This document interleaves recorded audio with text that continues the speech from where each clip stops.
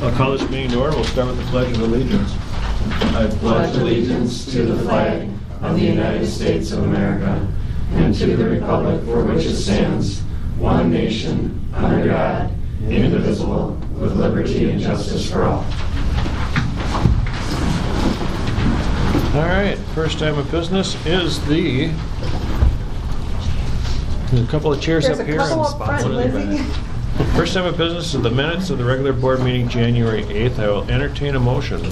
I'll make a motion to approve the minutes of the regular board meeting of January 8th. Second. It's been properly moved and second to approve the minutes of the regular board meeting January 8th. All in favor signify by saying aye. Aye. All opposed? Motion passes. The next item of business are monthly transactions, the approval of the general fund vouchers 81-012 through 81-090, and wire transfers 2024-0308 through 2024-0343. I'll entertain a motion. I move to approve the general fund vouchers and the wire transfers as read.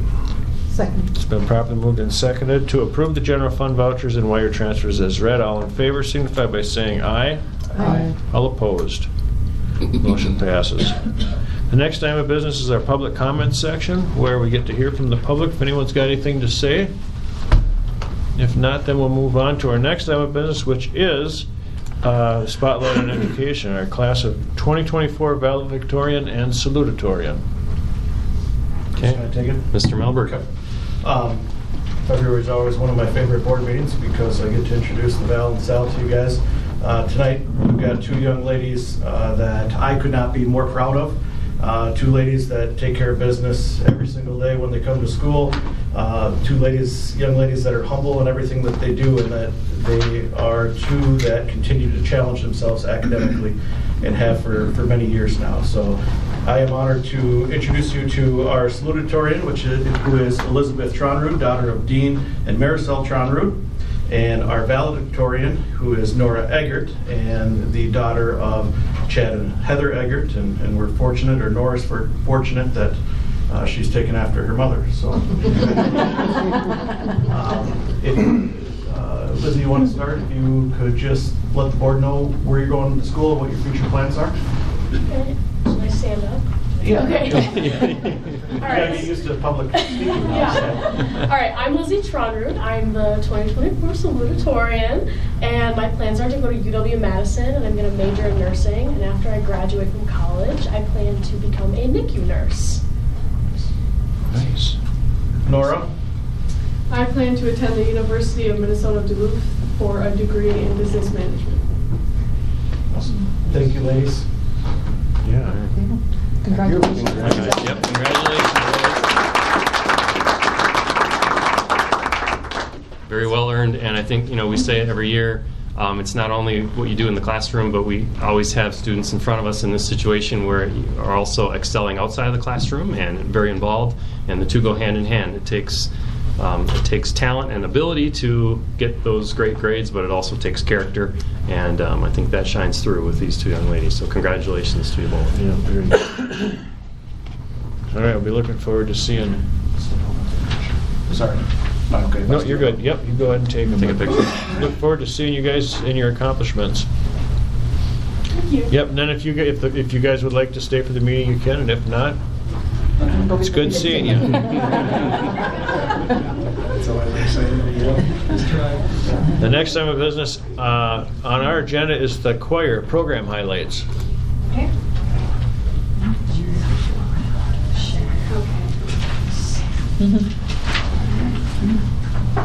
So we've had a busy couple of months here with October, November, we had high school honors, we had our Christmas concert. In January, we took some kids to Dorian Fest at Luther College, and we just had a few students participate in the barbershop festival in Amory. But today, I'm here to talk about Shelby making it into State Honors Choir in October. So just wanted to talk a little bit about that and then have Shelby talk about her experience. So the Wisconsin State Honors Music Project is a nationally recognized project as one of the finest opportunities for young people.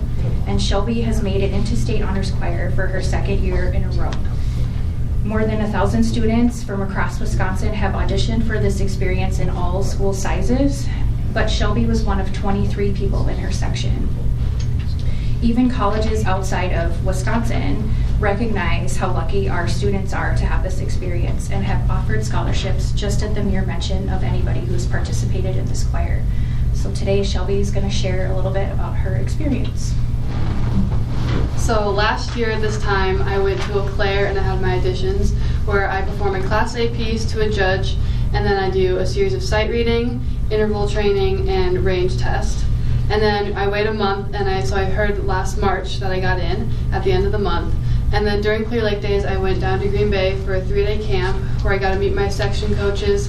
I got to learn my parts, I got to meet new people. And then I had till October to memorize our 8 songs. 3 of them were in foreign language. And then I went down on a Wednesday and I had a rehearsal. We stayed overnight, and then Thursday I performed at the Overture Center in Madison. Good job, 2 years. That's awesome. Yeah, make it 2 years.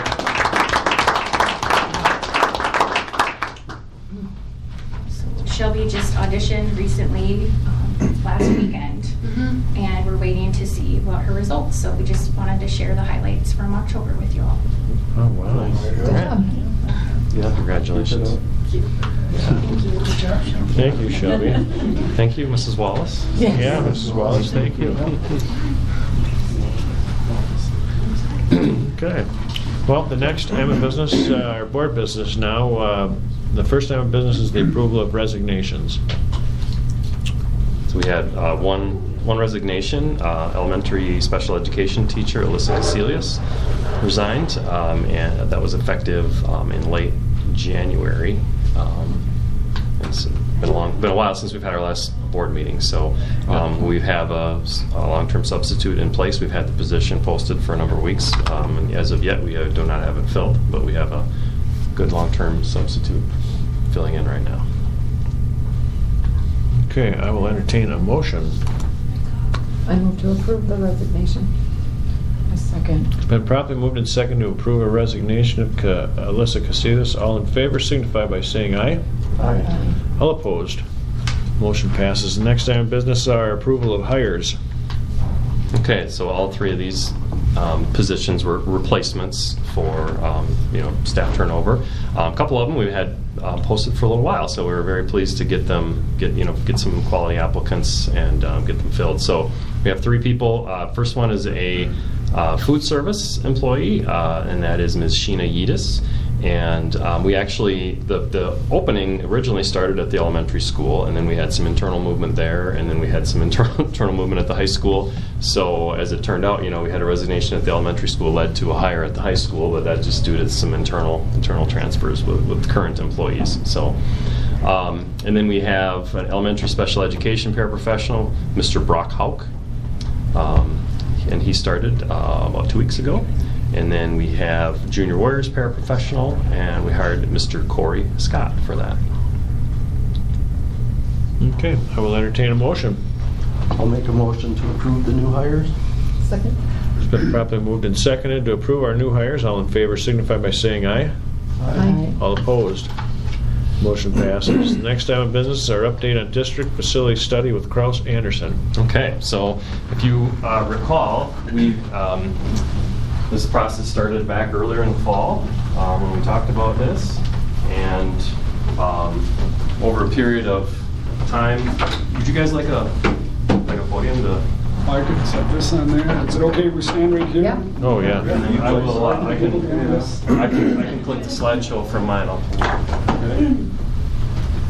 We started this process back in approved in September, and I think we worked on October, November is when the guys were out on site and worked on the data in December and January, and had a couple meetings since then. So I'll take a second for this to complete. Sorry, man, I'm screwed. You're all good.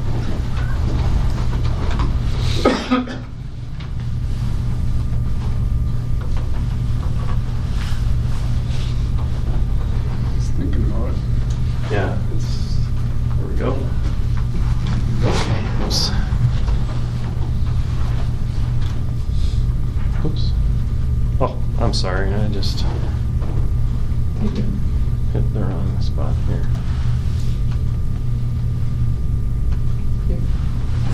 Okay, it's giving me a presentation mode on mine. I didn't realize that my presentation mode wasn't showing up there, so. All right. Okay. Ready for us? Ready. Thank you. Well, introductions first again. John Hunick with Krause Anderson. I'm gonna say it's nice to be back. It seems, I can't believe how time flies. With, 6-7 years ago when we were out on some projects back in the time. So it's nice to be back. I've been at K for 29 years now, which also seems hard to believe. Doing K-12 projects, things everywhere from studies to everything else. So that's who I am. Travis? I am Travis Everson, Facility Assessment Manager with Krause Anderson. Been with Krause for not quite 2 years, but been involved with K-12 education for right around 15 years, either on this side or on the other side of the table, working with facilities, working on budgets, building renovation, things of that nature. And I get the opportunity to walk through buildings like this, so excited to present. Yeah, so I'll just do the majority Travis will talk about here, so this is our agenda. We'll be quick. If you have a question, please just jump in, and if you're wondering what something is, just ask us and we're happy to answer it. So from there, I'm going to turn over to Travis. Yeah. So we looked at the bus garage, the elementary, and the high school. Just kind of gives you an overview of how big the facilities when the original footprint was built. Obviously, at the elementary, they had some renovations and some HVAC upgrades around 2013. So we did the 3 facilities. Everything was recognized in the fair condition per the Facility Condition Index standard, which is basically based off an IFMA standard, and it scales your buildings from 0 to 1, with 0 being best case scenario, 1, and then everything's in the middle, and that's based on deferred maintenance needs divided by the replacement cost of the building. And a few slides down, we'll get into that. So $17 million is the anticipated deferred maintenance needs over the next 10 years. Of that, 5.6 of that are your interior renovations, carpet, painting, things of that nature. These are what we refer to as pretty squishy. They can be moved anywhere in the plan, 15 years, but they're there. Eventually you got to replace carpets, do painting, ceiling tiles, things of that nature. Parking lot improvements, your HVAC replacements, system upgrades, interior renovations, and the bus garage renovation are the most expected costs for the district. The next bullet point here, I'll let John kind of speak to. The multi-stack, your air conditioning at the elementary school, I know as a board you've been talking about it a little bit. I think it was 2016, I believe, when that went in. 14, thank you. That was a project that Kay was not involved in. We were here doing other projects. We were not hired to do that. So when Chris reached out to us, not only to do this study, and we heard your multi-stack air conditioning wasn't working, it seemed odd, right? So Chris said, well, it's not working, let's get some quotes, which we were in the process of doing. And after talking to some trusted partners and mechanical contractors, we said, hey, why don't you take a look at it and get us a quote? And then, it just didn't sit right. So I asked one of them who we do a lot of work with, who's Bartengale Mechanical out of Eau Claire. And he said, yeah, we'll come in for a smaller cost. We'll run through the system. We'll run through the controls. We'll see what's going on.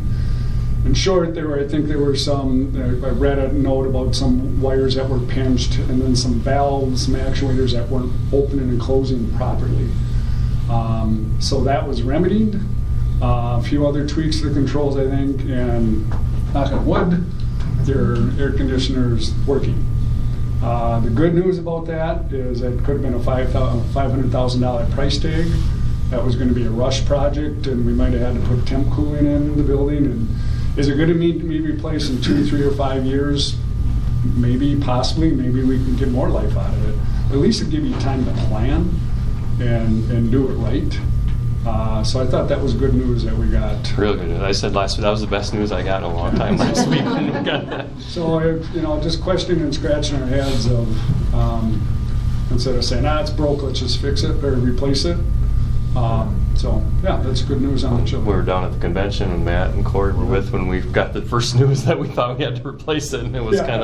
that was kind of a big pill to swallow. Yeah. So I'm glad, we said let's dig into do we really need to replace I'm this? glad we second guessed what we originally hearing from others, so it's good news.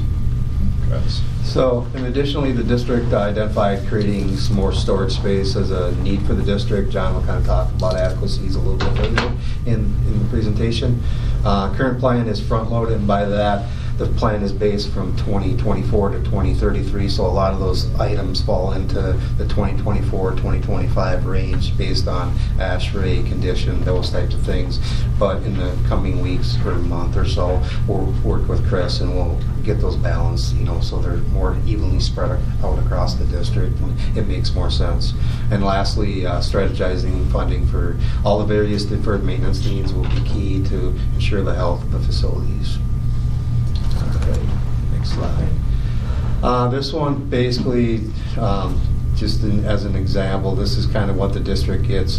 Chris will have access, and whoever he wants to gain access. We'll get into the portal, everything we did from our site investigation, interviews, digitized site report, which is basically kind of on the lower left. You'll see all those orange dots. That's what we call stamps. We'll go, that might be mechanical, or it might be carpeting, or whatever it is. We capture it out in the field, and from there, once we're all done, it comes back, and to the right, we develop our spreadsheet where that's all put over to the district, and they'll be able to use it.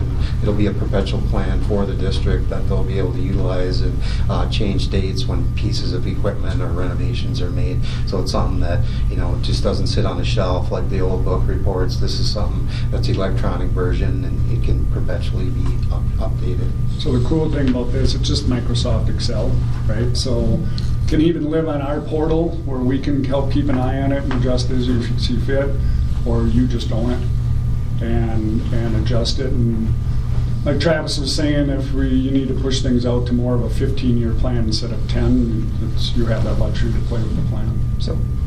So, and within that plan, you'll have a detailed estimation of what it is and how much and when it's going to be replaced. And again, you can move those, as the district sees fit, and as they can fit it into a budget and what makes sense, and kind of prioritize what's the most pressing needs. And the executive report, which is what you're seeing tonight. Okay. So just to review, 195,000 square feet, 3 school facilities, roughly about 17 million in deferred maintenance over the next 10 years. And that rebalancing portion, if you see 2027 is pretty high, and you've got 24 and 25, but then at 26 and 28, nothing really in 2031. So we can keep spreading that out and even that out, those types of things. Based on this slide, just kind of gives you a breakdown of where the costs are, and naturally, just based on size, the high school takes up the largest piece of the pie, followed by the elementary, and then the bus garage. And age too. The high school's older. Since the last renovation, the high school's had less work since the last. Absolutely. And this one, basically, we look at 17 divisions of construction. It gives you the percentage of what's being spent for all 3 facilities. The biggest one, obviously, is your interior construction, which is that squishy one, can be moved wherever, HVAC, and exterior enclosure, and some site work. Does interior construction include the things like carpet and those kind of... Yeah, carpet, like your doors, your casework, and things of that nature. Tile work, stuff like that. Tile work, okay. Yeah, absolutely.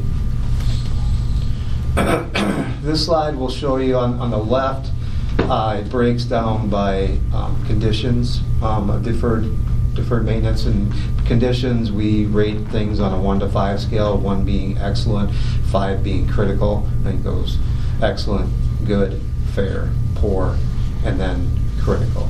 So you see a lot of things fall into that fair range, which for the age of the buildings, that's a good thing.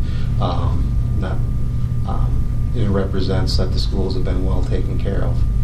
The items to the right is the criticality of the deferred maintenance items that we looked at. You'll see the biggest piece of the pie are things that fall into that low criticality, and items that fall into low criticality aren't going to impact the operations of your school. It's your interior, your carpet, your paint, things that, it's not going to shut school down.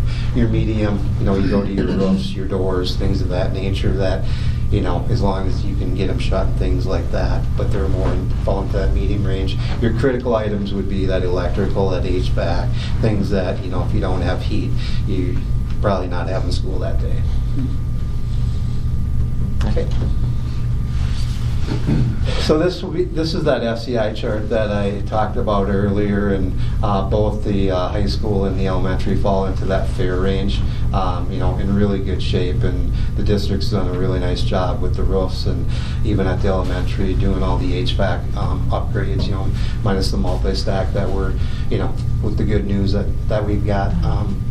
Things are pretty good. Bus garage, just based on size, age of it, not of, the HVAC right now is just unit heaters with gas lines that are hung down, and how things are really tight in there, where I think a couple buses have knocked some gas lines off before, and you've got cold storage that there are dollars allocated in the plan to make that into a heated space with, they're parking in there now, but it would have electrical, be insulated, and that sort of thing, and utilizing that area as well if that was the plan moving forward.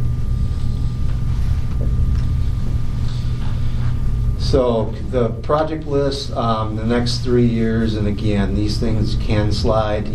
There's not anything that has to happen within that 0 to 3 range, just where they kind of lined up with the ashrays. Got some parking lots. Stadium lights are in there. They could be pushed 10 years down the road, but they're in there for the age of them and where they're at. Fire alarm, new panel wiring, horns and strobes at the high school. Select HVAC replacement, and the generator ATS replacement. At the elementary, the multi-stack, the condensing, that cooling unit's still going to, be in that 0 to 3, 3 to 5. It's right there. The hope is that we can get, 10 plus years out of that thing, and but it's on the radar. It's in the plan, so the cost is there.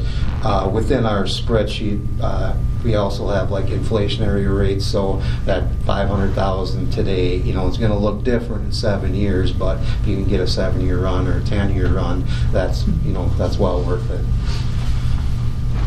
Bus garage, you've got a parking lot mill and overlay, garage door and exterior door replacements, and converting that cold storage to heated space and concreting that out, and then just HVAC improvements. And that 3 to 5 year bucket, some more parking lots, the track resurface, interior construction. Likewise at the elementary, you'll see parking lot improvements, door and window replacement, some camera improvements will be on the kind of the back end there, and some interior construction. And if things are done at the bus garage in the 0 to 3, there'll be like no major improvements really needed at the bus garage out in that 3 to 5 year range. So people know too, that boiler replacement at the elementary, just to clarify on that, we had the major remodel, but those boilers were not replaced in 2014 because they were put in 91 when the building was added onto then, and so at the time they were deemed to be still good, but now 10 more years have passed, so it's time to be thinking about those. That's why they're on there. And those types of boilers are in that 20 to 30 year range, so it's right there, but whether they get done there, it'll be probably within the 10 years of this plan. Yeah, because they're at 30 now, they're over 30. So, yeah, for sure. So this is kind of the greatest hits tour here. It kind of shows you at the high school here where the dollars are being allocated to. Site work, you've got interior construction, or your HVAC, or kind of your most anticipated costs. Everything else is just natural. Over the 10 years, you're going to spend money on equipment and furniture, and special construction like your basketball hoops and things of that nature. That replacement repairs and things of that nature.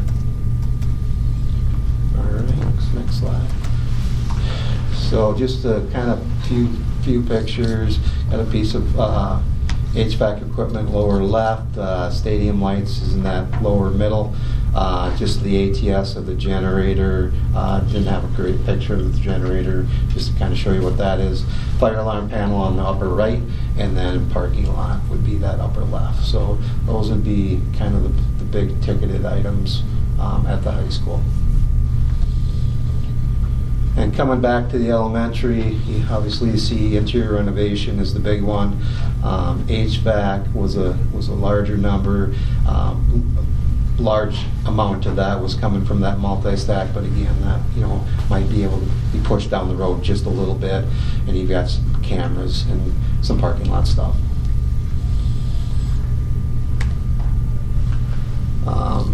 So again, parking lots, you got some windows. Just some interior construction. That picture in the upper right. The left is what that's what the multi-stack, that's what the chiller looks like right now. Nobody's seen it. So the neat thing about these pictures, so the detailed report, which we didn't pull up the file, so if Chris or Tom or anybody else is in the report, these have, you can click, let's say it's the boiler right there in the middle bottom, and you just wanted to look at the boiler. Maybe you want to look at the parking lot and not go outside. You can click on the report and then it'll go right to that page, and it'll give a description of the parking lot or the boiler or the chiller, and then you can click on a photo. So it's all interactive right in that Excel document. So yep. A lot of these, what you're seeing here, actually live in that report. Yep. And then you get some safety stuff. Bus garage, that interior construction piece with the HVAC upgrades, that'd be the largest piece there. You do obviously those doors. The day we were there, they're moving quite a bit. They're not going to fall off or anything, but they're walking through it with Tom. They've got some age on them. All right, next slide.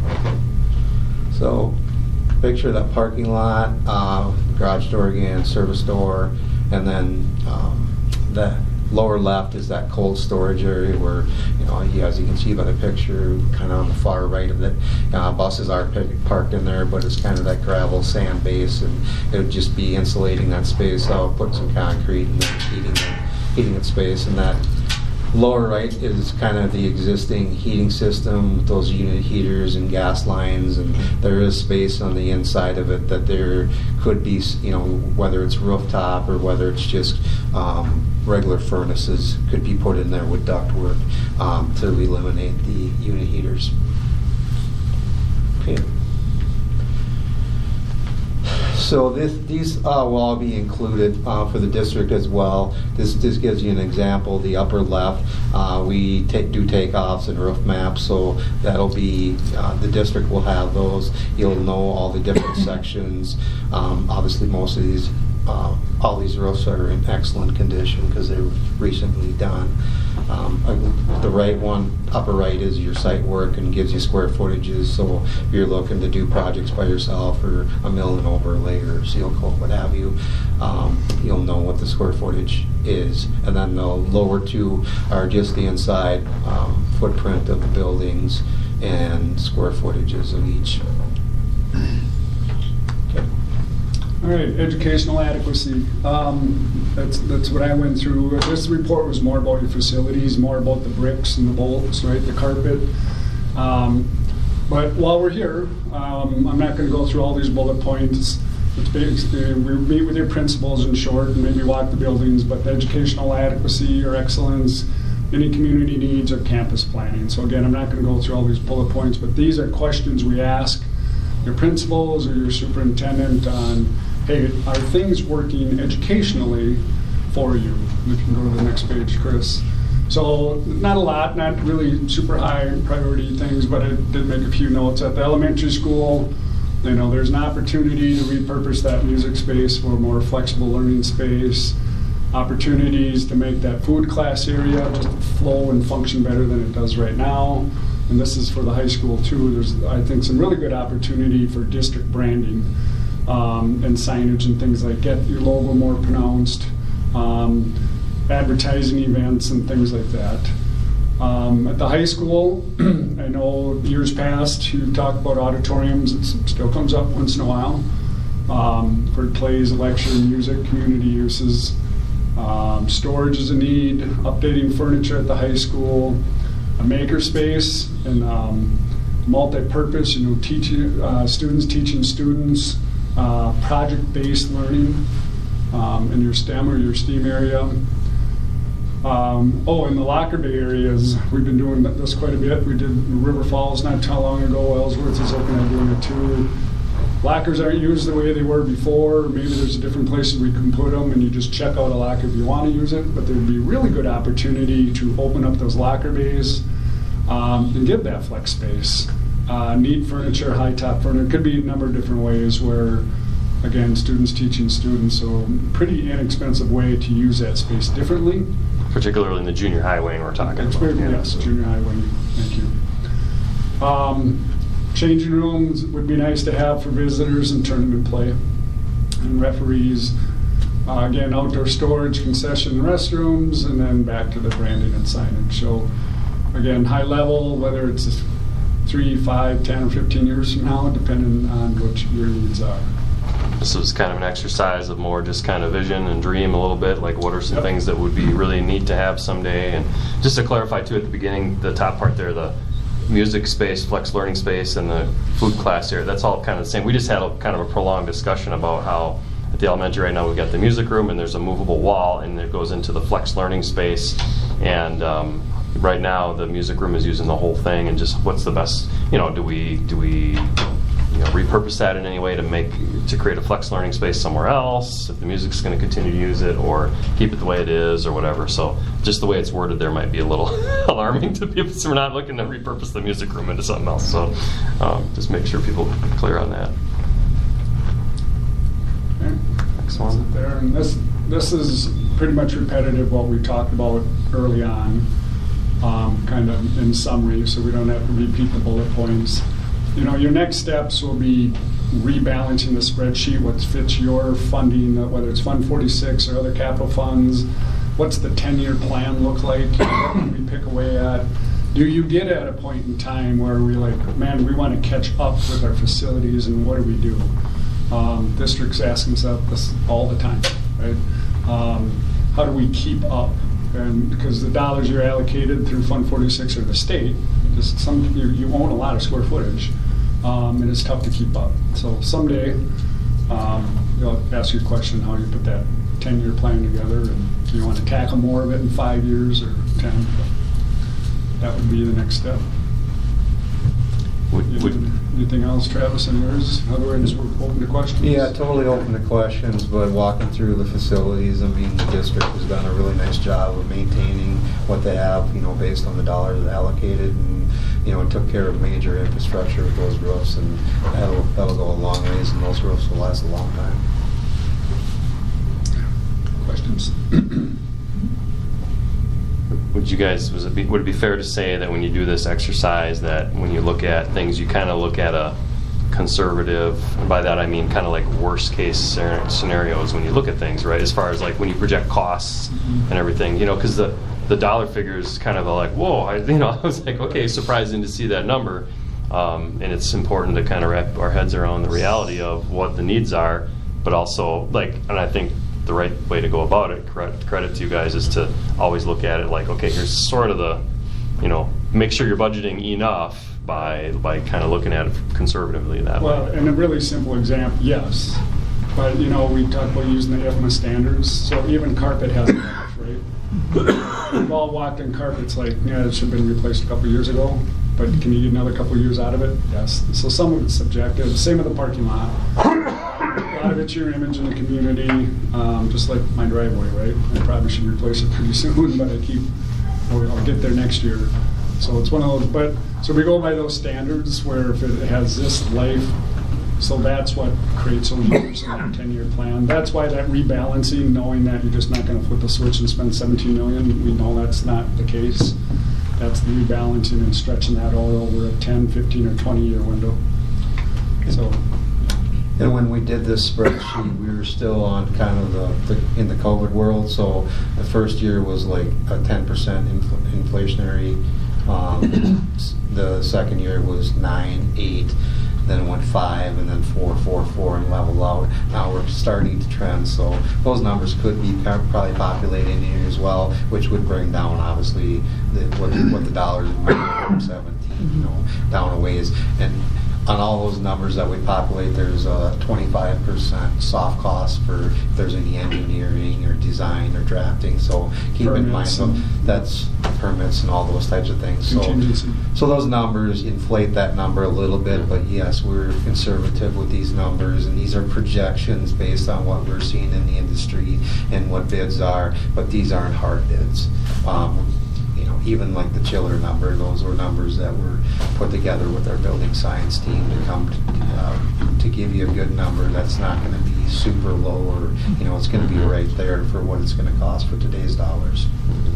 Yeah, you guys did a good job of telling us how, hey, here's what it could cost, and kind of building in that contingency and so on. And you say, hey, there's a good chance it's going to end up being less than this, but this is what we better plan for to be prepared. So.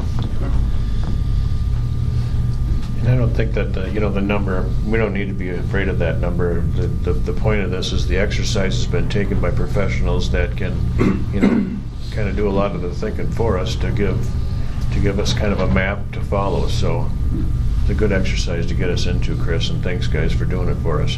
Thank you. Does anybody have any other questions for these two gentlemen? They probably have supper waiting for them at home. Thank you. Yes, thank You're you. welcome. Thank you. Thanks, Very guys. welcome. Thank you. We'll see you next time. Well, and I'd say credit to you guys too, because some of the bigger issues on there, you've actually taken the time as a board to go take a field trip, and you've gone and looked at the chiller itself. You've gone through the bus garage. So I think, to the board's credit, you've taken a real interest in understanding the facilities. Okay, then the next item of business, if we can scooch along here, is the update on the district strategic planning work gallery, walk of scorecards for students and operations. Pillars, are we ahead of schedule, right on schedule? I think we're about where we thought we'd be. Yeah, I figured 6-ish, so. Okay. Eddie, do you want to So say a few words? basically, we're at the point where we've done this thing. We've been at this for a year.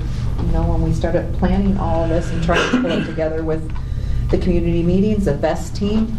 So now we're at the point where our admin team has taken the 4 pillars that we've done, and they're starting with the first 2, staff and students, and trying to break that down into measurable goals. What does that really mean logistically in the day-to-day function of our school? So that's what we're going to walk through tonight, is to break those first 2 pillars down into what does that mean in each of our areas, each of our buildings. No, it's like students and operations are the 2 we're doing. Yeah. Sorry, students and operations. Yep. It's okay. So what we're planning to do is actually get up and go over into the library and do it in there, where we thought it'd be a better setting where we can kind of spread out and talk and be conversational. And once we get in there, we're going to do a little introduction, and then we'll split everybody that's here that wants to stay and partake, which I hope is everyone. We're going to split up into groups and have it be more of a small conversations around tables with different leaders. So we'll get up and we'll actually head over to the other room there.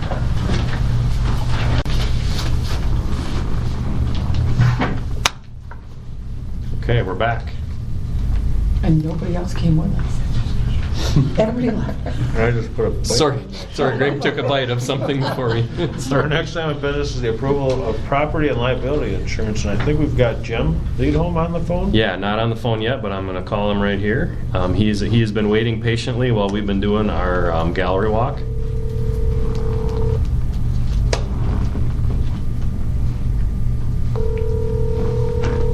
Okay, it was louder when I tested it.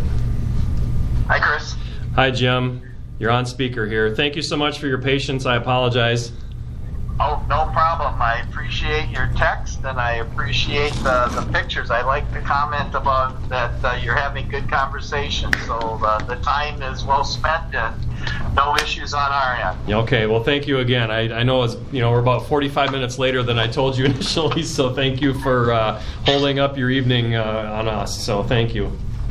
No, not a problem. I have Ben with us here too. Okay, Ben is there too. All right. So for the board, there's an attachment on the item there, and it's the premium summary. So Jim kindly offered to join us tonight. He is in Florida for the month, or for how long, I'm not sure, but he kindly offered to still join us tonight by speakerphone here. You want me to jump into it, Chris, right now? Yeah, why don't you just go right into it, Jim? And we're going to do a pretty high level. It's been, the board, I think the board, we've been here a while, right? So you want a pretty high level look over things, but... You know what? I can make it very high level. Obviously, you and I and Ben had a good conversation a few weeks ago, so you have the detail, but I will touch upon the real key points, because yes, I know you've had a long evening, and I don't want to be the one guy that is in between you and the door. Chris is referring to the premium summary sheet. That's really the one document that kind of tells the whole thing. What I would like to start with, and again, thank you for allowing me to do this by speakerphone. I would have loved to have been there in person to see you, but hopefully this will work for you. Our agency and the insurance company EMC has had a great relationship with the Clear Lake School District since I looked it up today. I know it's been a while, but we started working with the school in 1998. So we've had a great 25-year relationship. Hopefully that'll continue. But as I told Chris a few weeks ago, the insurance marketplace is in a bit of turmoil. And I don't think it's any surprise to people that through the weather events that we've had over the last several years, that catches up with everyone at some point in time. And not only in Northwest Wisconsin, the Midwest, across the country, property insurance rates are going up tremendously. Deductibles are going up. Special provisions for wind and hail are also changing. So if you look at the premium summary, not only did your property rate go up a fair amount, the property rate went up about 24% by itself. I like to look at the total premium to keep it more in perspective, but even when you look at the total premium is up about, I think it was like just slightly less than 20%. Now that's a big number, but when you see the rate increases that I see for our other businesses, our homeowners, all of the people we work with, we're seeing rate increases in the upper teens up to 30-35%. So it's a message that we don't like to deliver, but knowing the whys is very important. Clear Lake has been actually quite good when it comes to claims on the property side, so you're really not being totally penalized for individual claims. Everyone is sharing in all the claims throughout the state and the Midwest.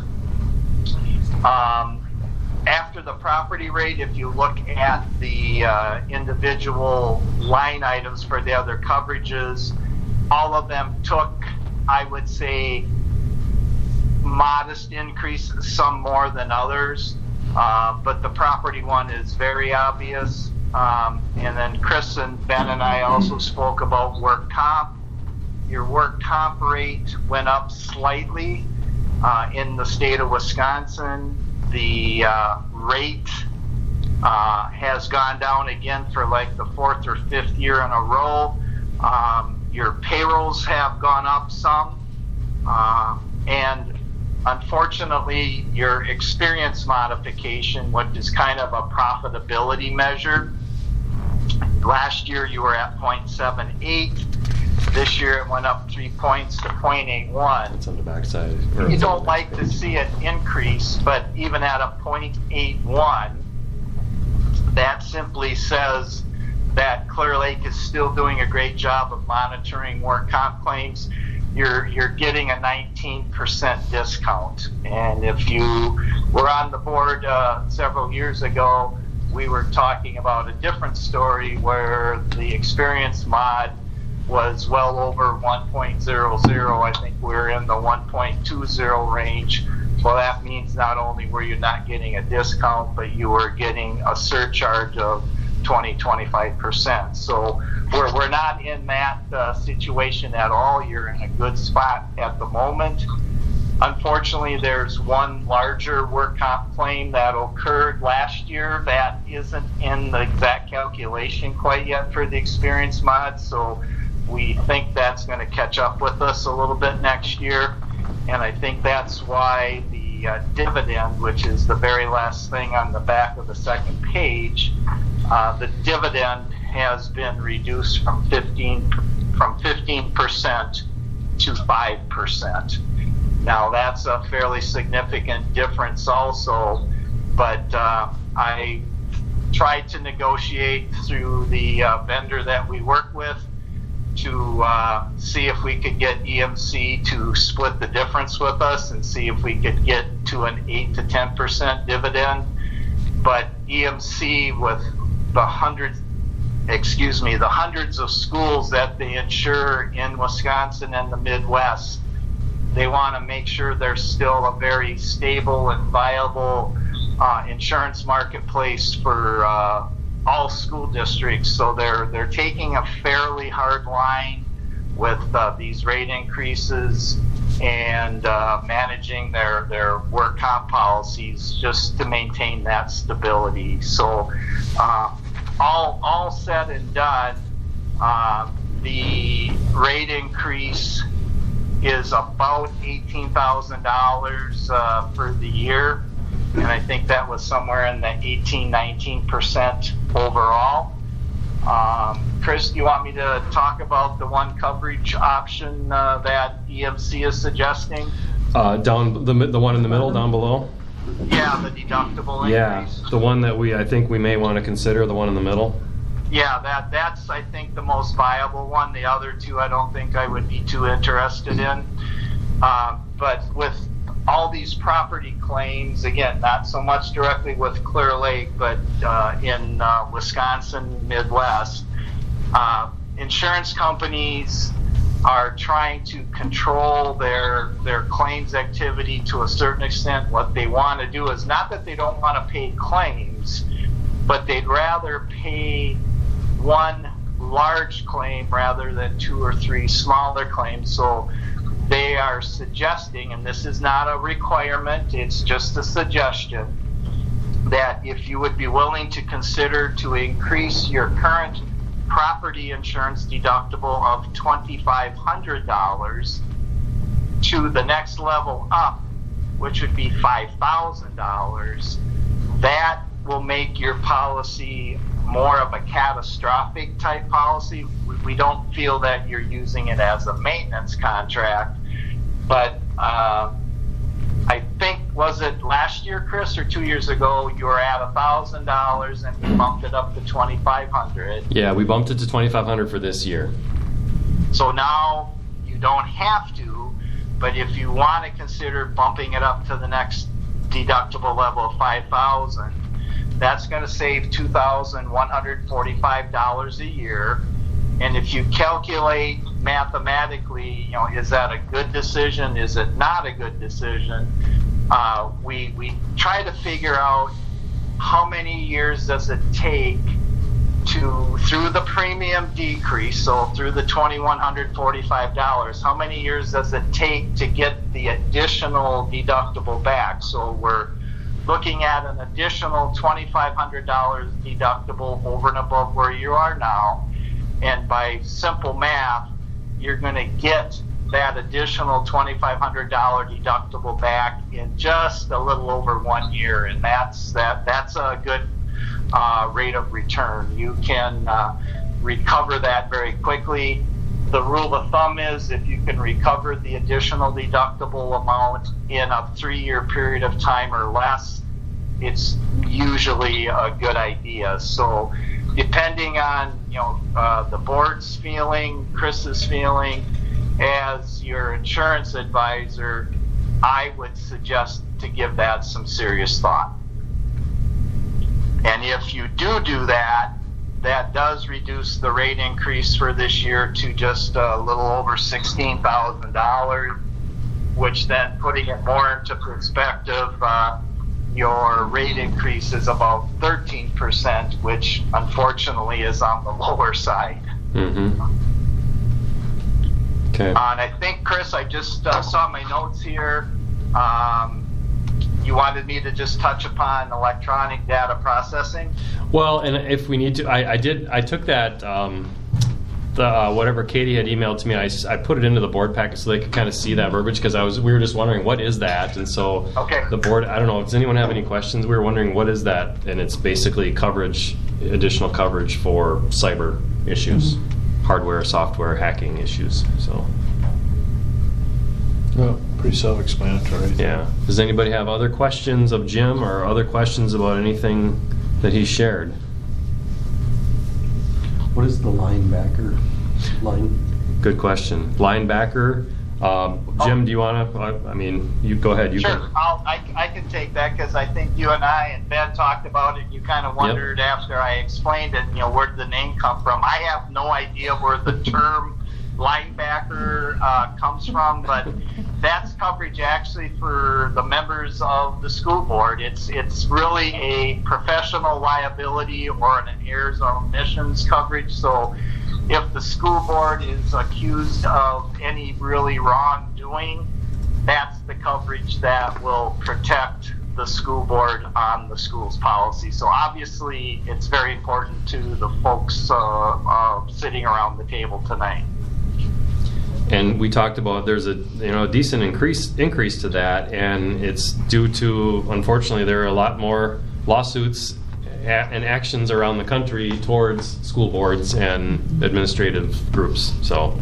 Yep, that is exactly correct. Not that every one of them is won. Right. But when a suit is brought forward, the first and foremost thing that we want to tell the school board is that put it into the insurance company's hands. We'll get it to the claims department and adjuster. They're going to hire an attorney that specializes in this, and that's all part of your insurance. We bear all that cost. So we'll defend you first of all and try to make it go away.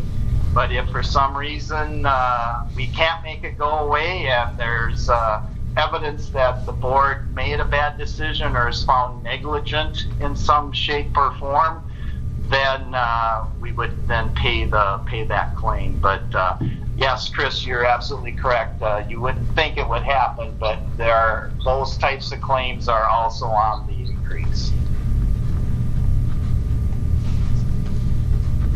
Very good. Anybody have any other questions? No? All right. All right, Jim, thank you very, very much for your patience and waiting on us and joining in to share that. Nope, not a problem. Glad to do it. And if you need anything else from us, just feel free to give me a call tomorrow, and we'll be glad to get whatever it might be. Okay. Thank you so much. All right. Thanks, everyone. Good night. Yep. Good night. All right. I will entertain a motion. I move to approve the property and liability insurance with the option 2 of deduction of moving our deductible to $2,500 to $5,000. Second. It's been properly moved and seconded to approve our property and liability insurance with deductible increase. All in favor signify by saying aye. Aye. All opposed. Motion passes. Next item of business is our approval of the spring coaching roster. Okay, the roster is listed there. Really very few changes. I guess high school track, one change there with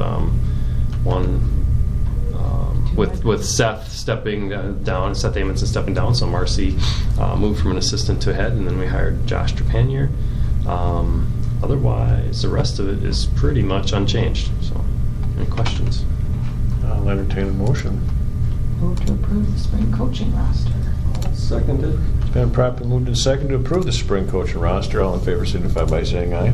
Aye. All opposed.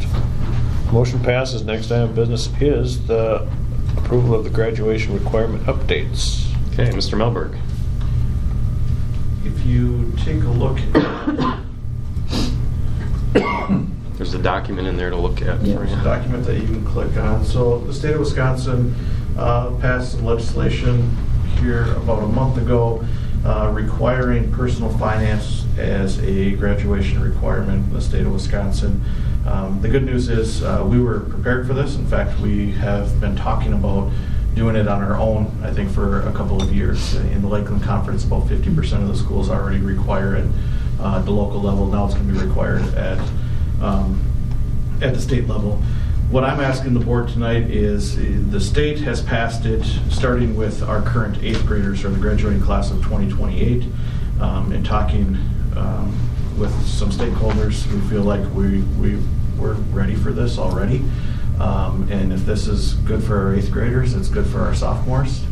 And we think that passing it, the graduation requirement right now for our current sophomores would be beneficial for everybody, and we don't anticipate any issues with the sophomores fitting that into their schedule. So what you see in the attachment is the top one is our current graduation requirements, and then if you scroll down to the second one, it's what I'm asking our graduation requirements change to. And so in both cases, the number of credits needed to graduate is 26. We haven't adjusted that. We're simply increasing the number of required courses from 15.5 credits to 16 and reducing elective credits from 10.5 to 10. Questions? What grade levels would be able to take the personal finance class? Our goal right now is that it would be juniors and seniors that we make it available to.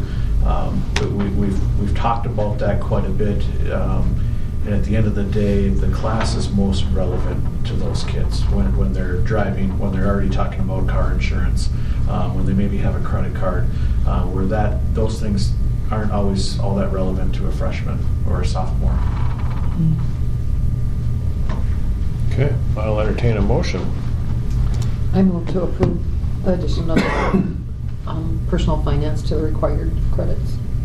Second. It's been properly moved and seconded to approve the graduation requirement update. All in favor signify by saying aye. Aye. All opposed. Motion passes. The next item of business is approval of the new English course offering. Mr. Melberg again. I've got, if you click on that one, it's a brief description of what this English class would look like. At the end of the day, this is an English elective offered to juniors, a semester-long course that would be there in addition to their English 11 requirement. It would offer an opportunity to support some reading and writing and communication skills. It would also provide an opportunity for our juniors, or many of our juniors, to complete their graduation English requirements by January of their senior year. Currently, the only 4 credit requirement is in English, and so that keeps all of our seniors here the entire year, where this would be a little bit of a carrot if they take care of business. It gives them an opportunity to look at early graduation or to shorten their schedule the second half of their senior year to give them opportunities for Start College Now, early college credit, YA, workforce things. It opens up so many opportunities by taking an extra half a credit their junior year. The other thing we talked about is the impact it could have on our efforts at our ACT score and stuff like that. You want to speak to that just a little bit? Front loading this a little bit their junior year and adding some of those skills that we might be lacking leading up to the ACT tests. We feel like it puts our students in a better position to be successful than what they would get out of an English class the second half of their senior year. Right on. I think it's a win-win. I'll entertain a motion. Make a motion to approve the new English course offering. It's been properly moved and seconded to approve the new English course offering. All in favor signify by saying aye. Aye. All opposed? Motion passes. Next item of business is the 24-25 district calendar. Okay. Seems like it's been so long since we worked on this thing. Like in mid-January, I kind of forgotten all the details. So if you open up the calendar, we talked about this at the last meeting. Some of the delays, why we're doing it now instead of say November, December, or October, November.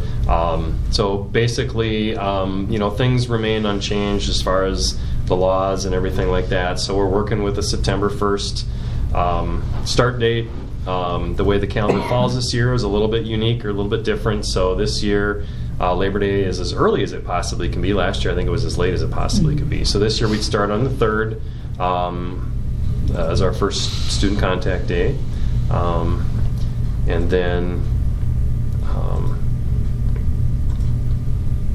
basically, if you go, there's another, if you wanted to look at it, there's another attachment I have there. These are the parameters and the notes that we use to build the calendar. So, there are 176 or 175 student contact days needed to meet the minimum requirement for student contact hours.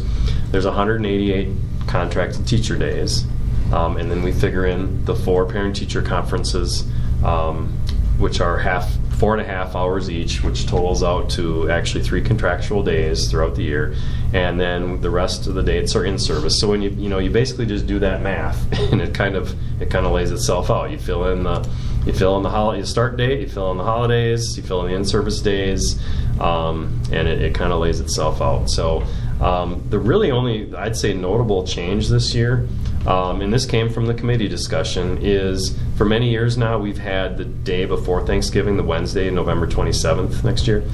We have that as a half day. We're going to go ahead and make it a full day off. And we did, I had a little tool we could dig into it a little more and figure out what the instructional minutes would be that would still leave us. If we had 2 snow days, we wouldn't have to make up the first 2, and we'd still be fine. Figured out the instructional hours.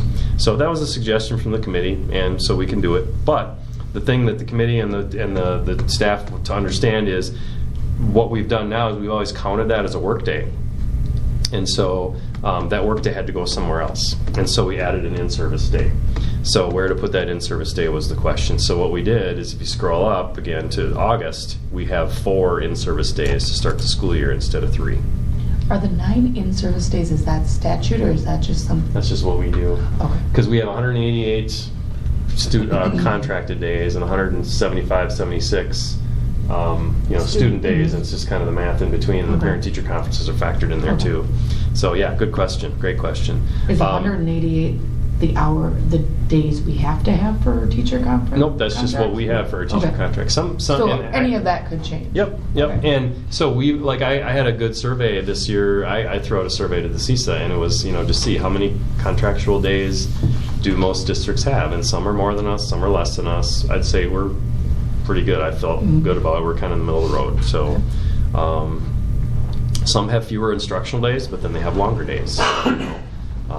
So anyway, if we look at the beginning of the year, it made sense to put it there because it did not make sense to put it at the end of the year. So we worked hard to find a way to make sure that we ended on June 6th and didn't carry over into the next week, because then we also have to fit summer school in there too. We want to get at least 14 days of summer school typically. So the rest of it kind of laid itself out. I'd say that's the one biggest change, is the full day off of Wednesday before Thanksgiving and the extra in-service day. Other than that, like I said, then you drop in the holidays, the spring break kind of laid itself out as well. Sticking with that 3rd week of March, and that worked well for ACT testing around the ACT window. So any questions? Parent-teacher conferences are not put in there yet. We haven't dropped them in there yet, because that's kind of the buildings kind of help work on that and decide what to do. And actually both buildings kind of have some ideas and innovative things that they might want to try to do with conferences next year. So next year, I think we're planning on doing the pavement out there. I think you had mentioned. Well, probably a couple of years. We put the Band-Aid of the seal I coat thought on it there. did a It should pretty good last job. us a few years. All right. Yeah. You looking for an angle for a construction waiver? Yeah, we got to kind of time So if you have pavement, we're gonna run buses on it? Like, I think you might want to pick a different project. I wish we could just say we're going to build a storage shed out back, so we need to start school earlier. Yeah, we're not there yet. They keep talking about some flexibility, and I'm just. This is as close as it gets, though, here to what it used to be. I don't know. I'll entertain a motion then. I move to approve this 24-25 school calendar. Second. It's been probably moved and seconded to approve the 24-25 district calendar. All in favor signify by saying aye. Aye. All opposed? Motion passes. The next item of business is the review of the Achievement Gap Reduction Report. Okay, I'll turn this over to Mrs. Anderson. So every February, because we do receive some fundings for achievement gap reduction, it's required that we present the strategies that we are using to reach these goals. So this is a document that would look familiar to you, and class size reduction, so that 18 students to 1 teacher is normally the strategy that is used, having that smaller class size. We do have a first grade this year that is 18 in one section and 19 in the other section. So it wasn't feasible to hire a third teacher with having 1 student over. So we're trying a different strategy this year, doing some more like one-to-one tutoring, just getting some kids some extra support. The third strategy that can be chosen is an instructional coach type piece. So, and this strategy can change if, we're here and then even by the end of the year, if we've said, that didn't work as well. So they seem to be quite flexible as long as we are choosing one of their 3 choices of strategies. And can I interject too? The one-to-one tutoring too. There are parameters to it. It has to be a person with a reading teacher's license and so on. So it can't just be a tutor. So so we're fortunate that Mrs. Jillick has been able to be that person for them for the title. So. So then the scores here are our FastBridge data, which you just saw some percentages from the gallery walk previous.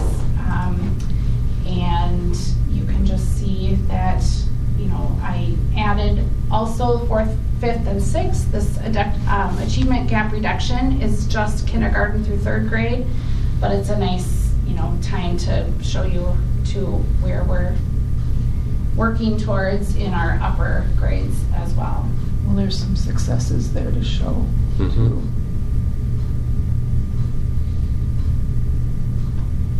I always felt that the biggest growth came from January to April or May when they did that spring screener is where you seem to see the most growth.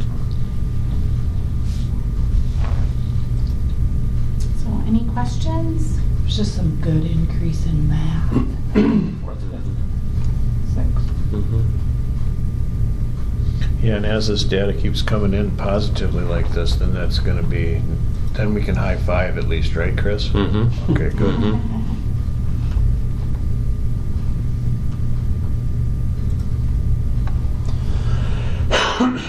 Any other questions or? Okay, then I'll move on to discussion of athletic conference affiliation.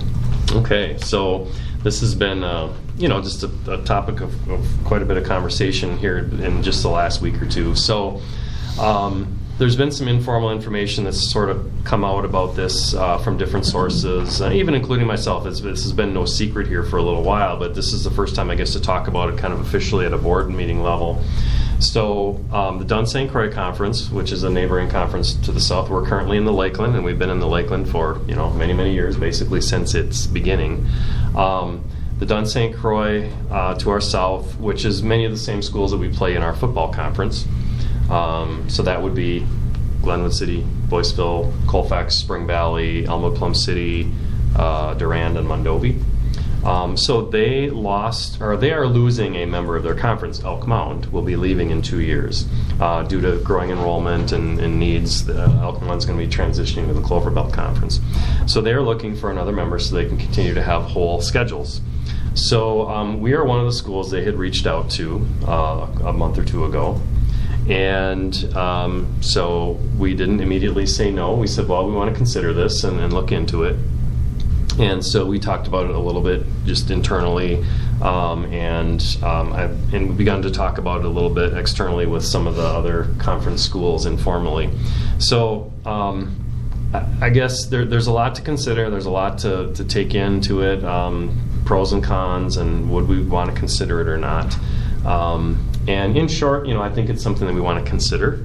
No decision needed right now, and certainly no full recommendation, I wouldn't say, coming from anybody right now, but definitely something to look at hard. So there's an attachment there that we've built to this document to try to look at what are the things that we might want to consider. And so if you click into it, there's some pros and cons there that we have kind of analyzed just internally.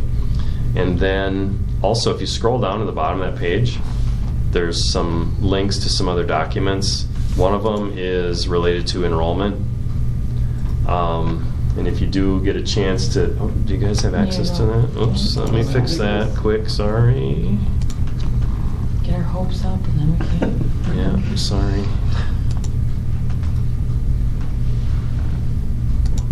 Give me 1 second, and you should have access right now. And do that for the other ones as well.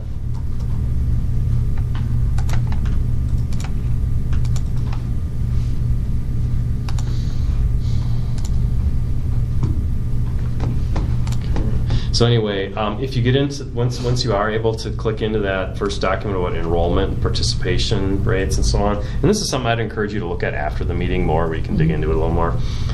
So what we did is we projected our enrollment out, and then I've also asked for the Dunn St. Croix to give me some of their enrollment projections of different schools.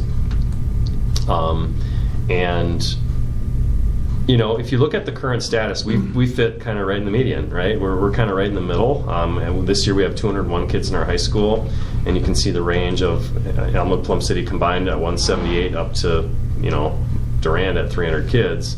Currently in the Lakeland we've got Grantsburg and Unity that are the big schools pushing 250 to 300 kids. Mm-hmm. So we've got two of those bigger schools right now. You'll notice that our enrollment is projected to dip in about 5 years.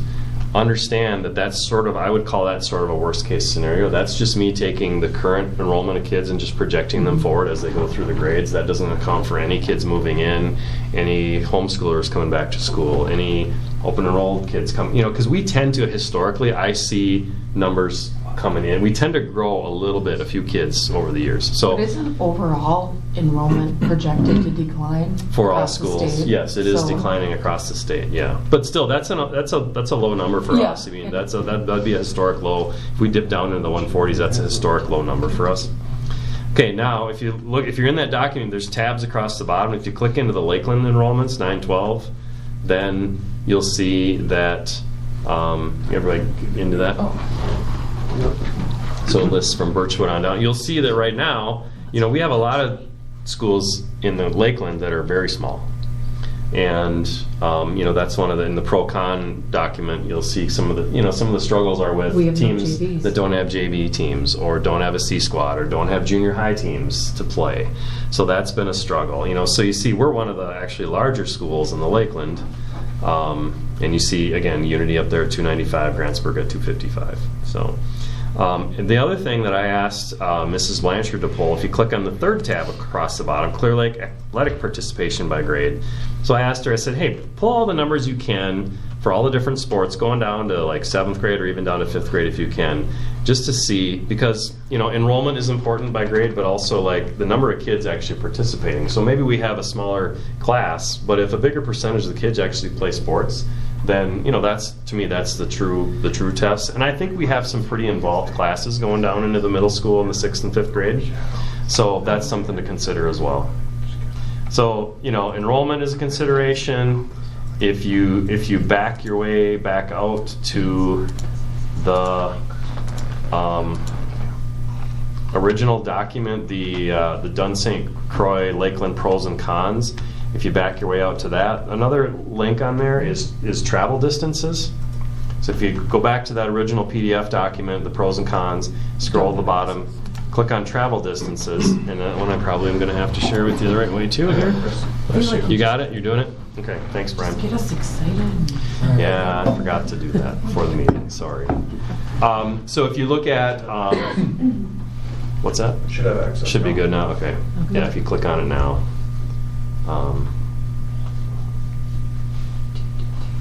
So this is travel distances to all the different places. So the Dunn St. Croix school is on the right, the Lakeland school is on the left. I bolded the dark one. The dark ones are the ones that we travel to the most. Like we really don't travel often to Birchwood, Bruce, Cornell, Flambeau, Lake Holcomb. We do go there for some sports, but not as many as the central and western schools. So if you go down and you look at the median, the difference is the median difference. The average is a little closer. But if you look at the median, so you're talking 19 schools in the Lakeland, and you're talking, the 2, 4, 6, 7 there in the Dunn St. Croix. So really, you'd have kind of 2 longer trips in the Dunn St. Croix, whereas we've got multiple longer trips in the Lakeland right now. So I think what are the we said what are the data we want to look at, and it's travel distance. Participation rates, can we remain competitive if we were to switch into that conference? Those are all good questions. The thing to remember about enrollment, I think that would be maybe a thing that would maybe make me hesitate a little bit, is our enrollment dipping, where we could find ourselves being the smaller or smallest school. However, the biggest impact that enrollment has typically in sports is with football, where you have the biggest amount of kids on a team. You need 30, 40 to make a competitive team. Remember that football is its own separate entity with how they align conferences. Every 2 years, they realign all the football teams in the state based solely on enrollment, mainly with geography, but enrollment. So football will always be separately determined what conference we're in. You were going to add to that? Which currently would be the Dunn St. Croix. Currently, we're playing all the Dunn St. Croix schools. Yep. So I guess. As far as the process goes, my goal, I shared this, Dunn St. Croix, one of the superintendents was kind of nominated to reach out, shared with him, I said I want our board to hear about it from me before you hear about it from other people, and I said I would like the Lakeland Conference superintendents to hear about it from me before they hear about it from other people. So I've floated the idea out to the Lakeland people back in December, but the problem has been, we had a lightly attended superintendent's meeting in December before the holidays. January, we didn't meet. February, I can't be at the meeting, but they're going to discuss it. I'm going to give them some talking points, and they're going to discuss it, because the thing that's very important to understand here with this, for anybody who's listening and sharing in this conversation, is number one, there's no decision been made. That's very clear. That's very important. Number two, that it's not all our decision, because what the Dunn St. Croix is requesting, or what they would like to do, is what's called I always want fast track. Thank you. I always want to call it quick change. Fast track process, which the WIA has, where if both conferences vote unanimously for the change to happen, Dunn St. Croix says, yep, we want Clear Lake. Lakeland says, yep, we're okay with you leaving. Both vote unanimously, and you can move in only 2 years. Otherwise, it's more of a 3 or 4 year process that goes through the WIA. It gets a lot more convoluted. So it may not be all our choice, it depends on, I want to help, the Lakeland understand what we're looking at, see what their feelings are about if we leave, what impact that might have, and just be very upfront and very transparent with everybody involved. We don't want to, hurt any relationships that we have, or, I was clear with the Lakeland people I spoke to that, like, hey, we don't want anyone to feel like we're wanting to leave or that we're unhappy. It's just that we need to look at, is this best for our students? And the answer is it might be. So, timeline, I'm thinking that perhaps this discussion would come again in March or April here for the board, and then, it might go to a decision with the conferences in April or May then. Maybe April. So just wanted to kind of get it out there publicly for the first time, and invite people to, people will ask you questions. You're welcome to try to answer them if you can, or you're welcome to have them speak to myself or Mr. Melberg or Mr. Sargent. Kind of been the main people focused on it. So, any other, quick comments or questions? initial? I would encourage you after the meeting, when you got more time, to kind of dig into it more, to look at all those documents, just to kind of help your thought process.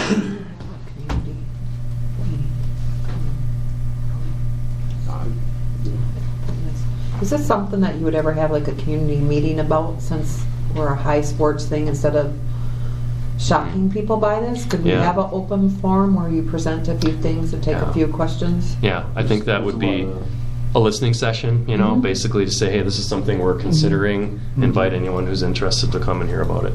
Yeah. I think that's a lot of pros and cons. Yep. Yep, I think it's a great idea. Okay, next time of business then will be review of the WASB State Education Convention. Okay, so Matt was there, Corey was there, I was there back in January, and do you guys want to share your I can go impressions? first.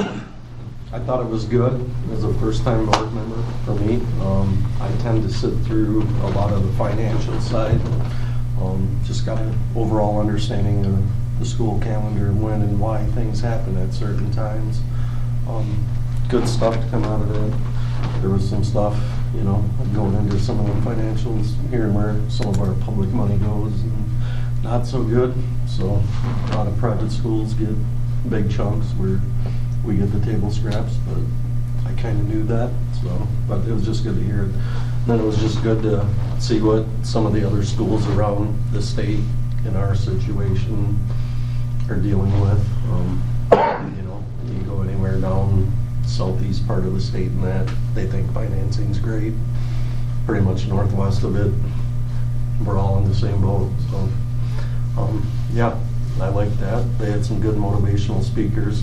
Good to hear that what we're doing here and changing lives of children. So, yeah.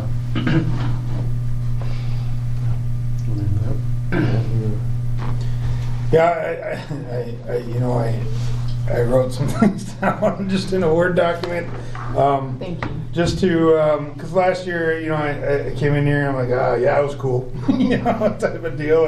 And I just want, I know the district invests in me to go to do this, and so I just wanted to come back with, a little bit more than it was cool.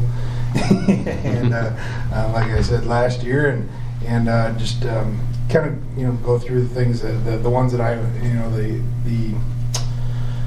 the sessions that I attended, I guess. I know we're getting late tonight, so I'll just kind of go through as quick as I can here. But I went. The first one I went to was just hot topics and special education and student services. A lot of the trends are just keeping staff happy right now. There's a lot of turnover. Talked about create the kind of, I guess the key thing I took out of that was just the overall wellness when it came to both students and staff. It's kind of a big decision as to why people are leaving. That's kind of one of the bigger reasons why people are leaving the profession and just getting out of it, and just so just focusing on just wellness. You just heard that a lot through the whole session. They had talked about not just creating brain health rooms for students, but also for staff, or even some schools are creating just an overall room just for all of them together in the same room, having a place for wellness for both teachers and students to be able to enjoy a room that helps them get through some of the things day to day. One other thing that I took out of here too was that you see a lot of special ed directors are kind of increasing their networking efforts, not just keeping things in the school. Now they're reaching out to more of your local county and state resources, and having them, asking them, inviting them into the school versus I guess kind of just saying we're stuck with what we got. They're thinking a little bit more outside of the box and finding those resources that typically may have been a little more taboo in the past, I guess. Next was I went to a session on superintendent evaluation framework. It's been stuff we've talked about before of redoing our evaluation process. I do think a lot of what we did today with the pillars speak a lot towards a lot of what was said in that session too. Just meeting on a more regular basis, like fall, mid, and end of the year, creating SMART goals, and towards the middle of the year, having more of a formative meeting as to where we're at, and then at the end of the year having a summary. This session kind of pitched a program or an app type deal that helps to evaluate. It's a really in-depth evaluation tool. Takes into consideration the current job description, 10 standards of performance indicators for administrators. It takes in effect your whole your goal setting and strategic planning and mission and all that kind of stuff. It all gets entered into this system, and the cost of the program was $700 a year to do something like that. But looking at what these guys put together and spent all this time doing, looks like it's kind of in the same boat. So yeah, delegate assembly. That was you guys had voted me as the delegate representative this year. There wasn't a lot of huge changes this year, or there wasn't as much focus on it this year as there was last year. It was rather short compared to last year. Most of it was just a focus on changing the wording of policies. There was a hot button item there were some delegates, or some areas that there was some boards that had submitted some proposed changes, but they got them in late, and so they did have a right to appeal live in front of all the other delegates, and one of those was on gender assignment in sports. And so it did get heated a little bit, and as to whether to bring that appeal forward or not, and they ended up voting it out, but so we'll probably see it next year. A lot of people did not want to vote in the moment because they just had never, they didn't discuss it with their school board to have a strong opinion as to which way to vote on something like that. So I'm assuming we'll see it next year. But it seems like the tone, the pendulum is kind of swinging towards a little bit more conservative in the tone of people's opinions, especially when they talked about some of that wording and stuff like that. So yeah. Recruiting.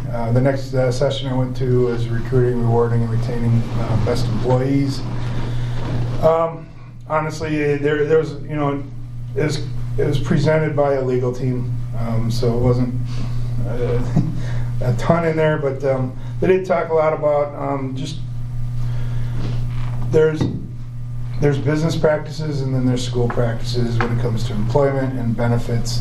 So they did talk a lot about some of the more business professional benefits that have never made it to the school type of deal. Benefits like 401k matching, you don't see as much of it out there, but things like your flexible spending accounts. They had talked about a plan that you could use to reimburse student debt. And there's a 127 plan versus a 132 plan. They talked about the flexibility of a 132. The standard typically most people are using is a 127. And so, which it's kind of over my head. So, they kind of just urge people to start looking into the 132 code on fringe benefits, and that there is more flexibility in that code versus the 127. And it's legal to use in our program. So. They are seeing a trend in matching 401ks, but it's still not like a huge, strong benefit typically throughout the state. So, we did the WASB breakfast. Then we had a great speaker there. That was pretty motivating. Then I went to a session on staff quitting and how to improve your school climate. Lots of stats.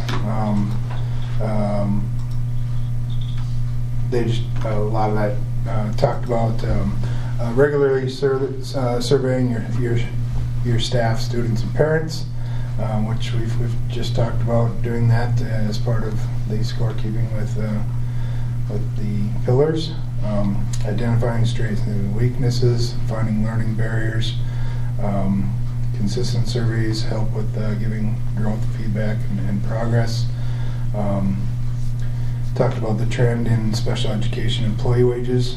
The trend is that obviously they're going up. It's been really difficult to keep that staff happy, and that trend is showing that they're getting pretty aggressive in recruiting that position.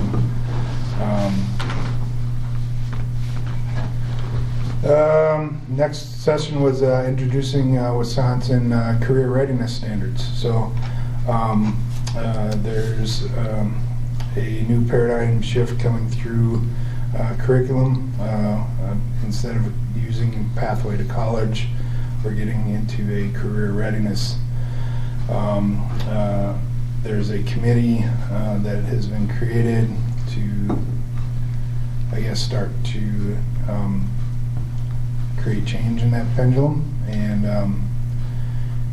what basically what it is we're not educating to go to college anymore. We're educating to go into careers. So I'd like to see career pathway involvement in all the curriculum. Meaning, like, if I'm going to a math class, I'm also going. Part of that class is going and doing, a short job, not an internship, shadowing or something with the accountant downtown, and including career readiness and career path into every single curriculum, every single class going forward.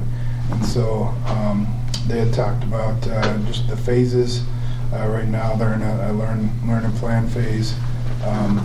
Next year they'll be working through developing curriculum and how to assess that.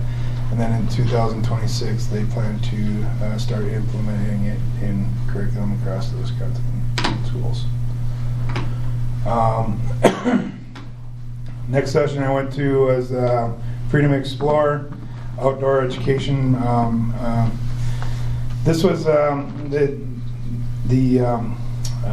administration from Superior presented. They have a forest, 700-acre forest that belongs to the school district, and they talked about how they are utilizing that forest to for curriculum to help support both wellness in their and education at the same time. They got a full-time teacher that basically teaches 2 class periods in the morning, and then the remainder they're a forest teacher, and they transferred to the forest for the rest of the day, and they literally have a class every single day, classes every single day in the forest. And every student from pre-K all the way to 12, they're all having outdoor classes and utilizing the forest. Things like, they have a construction class that has created the classrooms out there. They've got tech ed that's providing laser etch signage. Every little thing. They have English classes going there to write poetry, and just using that as not just a classroom, but also a wellness piece to kind of just integrate that a little bit. And looked pretty cool. It just kind of got my juices flowing, just thinking about how maybe we got some little spaces here and there that we can, maybe not that we're doing it full time, but maybe we can do something like that on a little bit more common basis than we have been. I don't know. And then the next day, I ended up going to Emily Larson's presentation or session. She's in Amory. She's the family consumer education over there. Corey also went to that. That was a pretty neat thing what they have been doing over there. They created a new commercial kitchen space for their student learning, and they've used their FCCLA to create a catering and coffee business. They've also used it kind of as a springboard. They use it as a springboard to, first of all, design the space and introduce some new construction to the inside of their building and update some areas of the building. Things like even just instead of using walls, they're using glass just to, it's kind of a well-being type space again. She talked a lot about how even just their special needs or special education is using that space as a wellness space too. And not just it's not just for educational and she also talked about they've created that and they've developed that program, and it's been very successful for them, and so now they are using it as a springboard to do the same thing with other curriculum and finding ways to like I said, the career pathway type stuff. They also have they also have farmland across the street that their school has purchased or the district purchased, and so now they've got elementary kids planting Christmas trees, so that way when as they grow up, they come with their family to take down their Christmas tree and take it home. They've been doing some orchard trees, gardening. They're doing some sweet corn for fundraising. I thought sounded pretty cool. So then just kind of some key takeaways, just terms I heard a lot just throughout the whole week. I heard a lot of talking about retention, especially the special education support staff seemed to be just a real key thing that I heard a lot. Out of the box benefits and compensation, I heard a lot about that. Being aggressive with recruiting, out of the box teachers with passion that think about some out of the box curriculum that supports hands-on career experiences. I heard a lot about wellness, and community networking and grants and fundraising. A lot of these, things were really funded through grants and fundraising all the way through. So.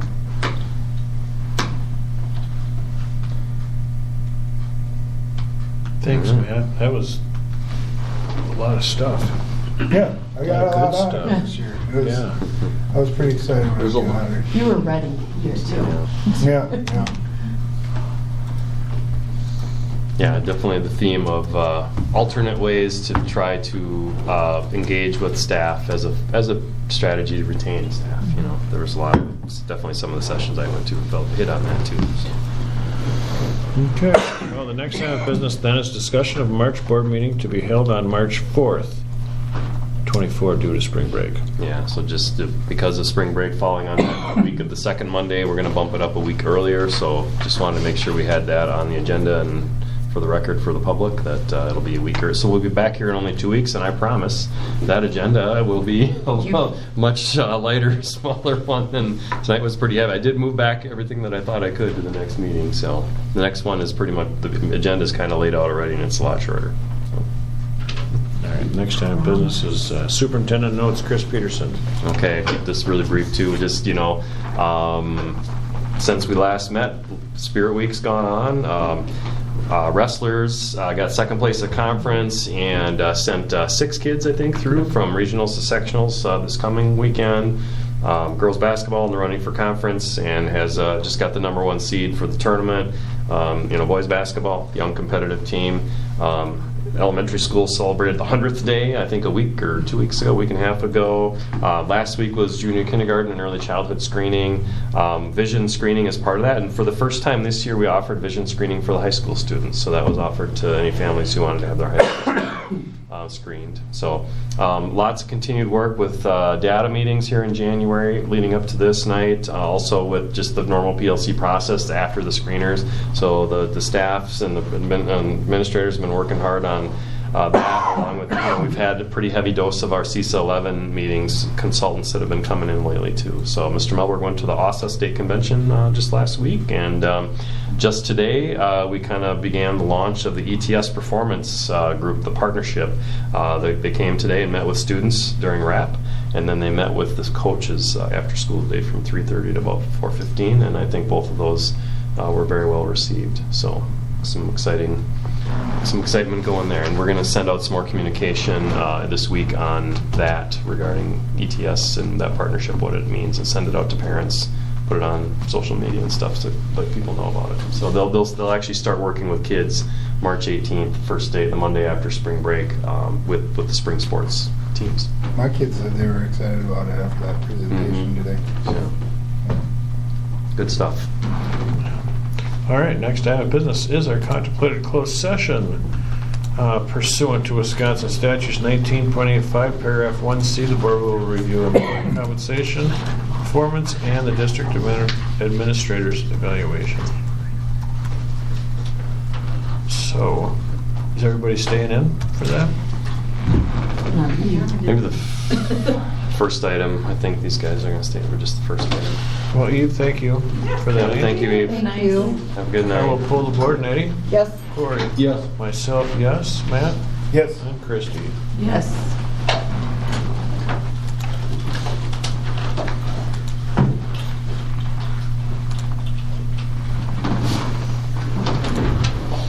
Thank you, Mr. Melberg. All right, we are in closed session. Are we off recording?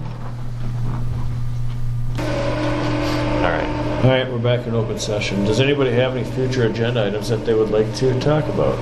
I think we do need to set a date for like a community meeting about the sports stuff. I think the Yep. community will want to do that. Okay. Yeah. Okay, well then I will entertain a motion. I move to adjourn. Seconded. Been properly moved and seconded that we adjourn. All in favor signify by saying aye. Aye. All opposed? Motion passes. We are adjourned. Thanks, everybody. Was Corey second? Yep.